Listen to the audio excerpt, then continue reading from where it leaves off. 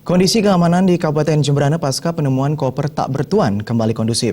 Meski kondusif, Kabag OPS Polres Jemberana Kompol Ketut Sukarta meminta warga tidak menjadikan isu teror sebagai media permainan karena bisa memancing keresahan masyarakat.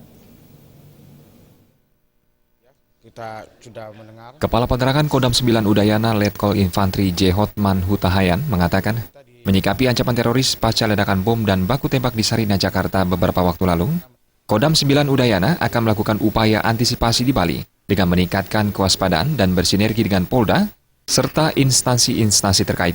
Titik-titik yang rawan terus diawasi dengan mengoptimalkan peran Babinsa di lapangan demi mencegah hal-hal yang tidak diinginkan.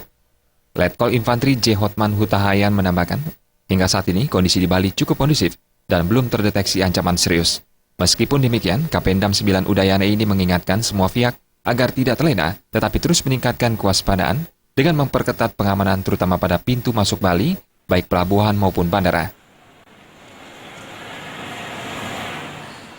Ya, sampai saat ini kondisi situasi di Bali cukup kondusif, ya, cukup kondusif. Sampai saat ini belum terdeteksi adanya hal-hal yang tidak kita inginkan. Tapi kita jangan terlena, ya. Kita tetap bersinergi dengan Polda, ya. Kemudian dengan masyarakat, utamanya Babinsa kita sebagai ujung tombak terdepan untuk mengantisipasi, ya, terutama di pintu-pintu masuk Pulau Bali.